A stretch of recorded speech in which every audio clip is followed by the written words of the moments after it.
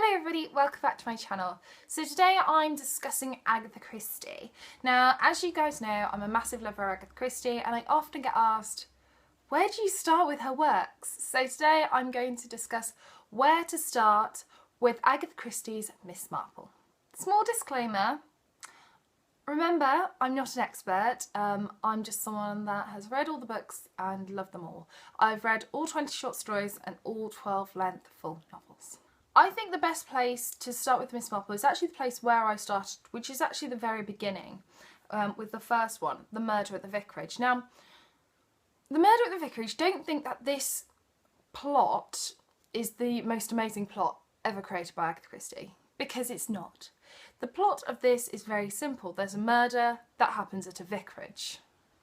Ta-da! That's it. That's it. But what really takes centre stage of this amazing book is the introduction to Miss Marple and the introduction to St Mary Mead. And I think without kind of introducing yourself to St Mary Mead, you don't really understand why Miss Marple is the way she is. I think if I'd have just kind of delved into the Miss Marple books, perhaps in the middle, I think I'd have found her a bit annoying.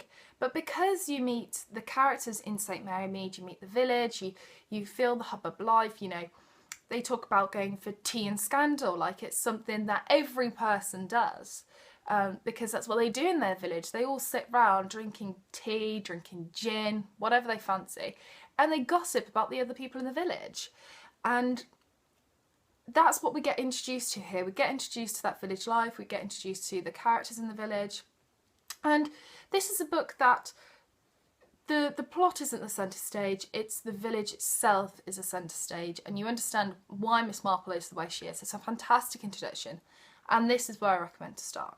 Moving on from that, another great place to kind of carry on from once you've read that, I didn't read this next, but I kind of wish I had, and that is The Mirror Cracked from Side to Side. Now, The Mirror Cracked from Side to Side, this is towards one of the middle later ones.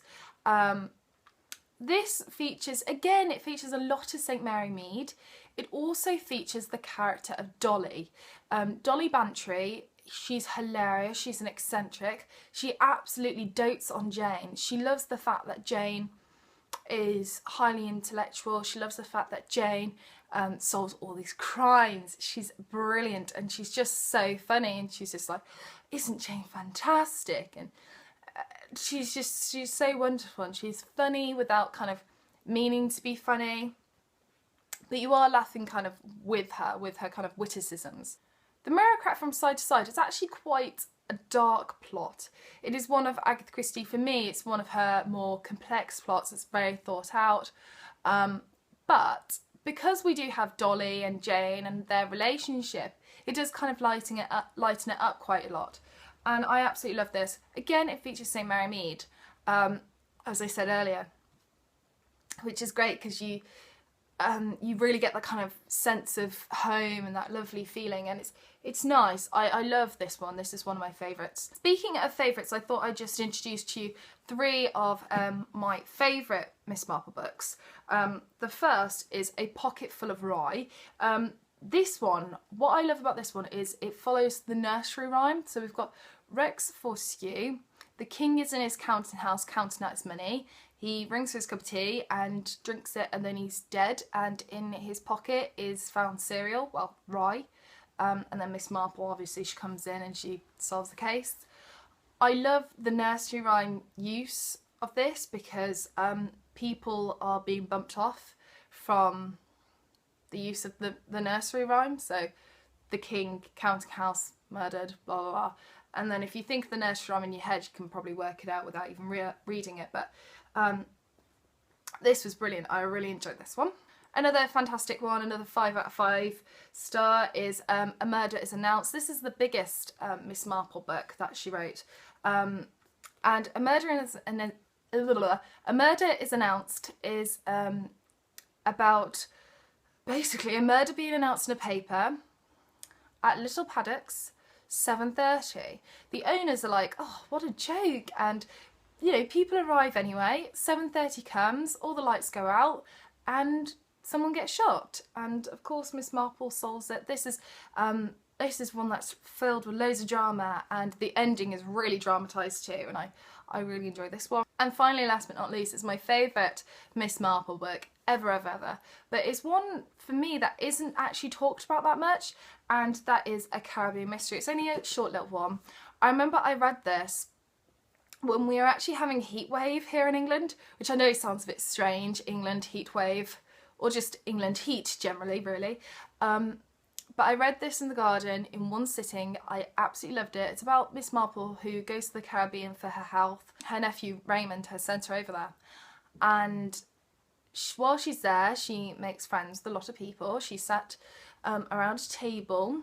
She sat with the Major, one of the people that she's made friends with, and he decides that he's going to tell her the story of a murderer that he once knew.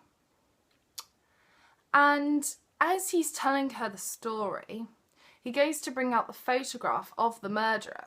He then becomes distracted, and the photograph goes back away, and before he can actually show her the murderer, he gets killed. And Miss Marple has to find out who's done it, and, you know, who's the murderer.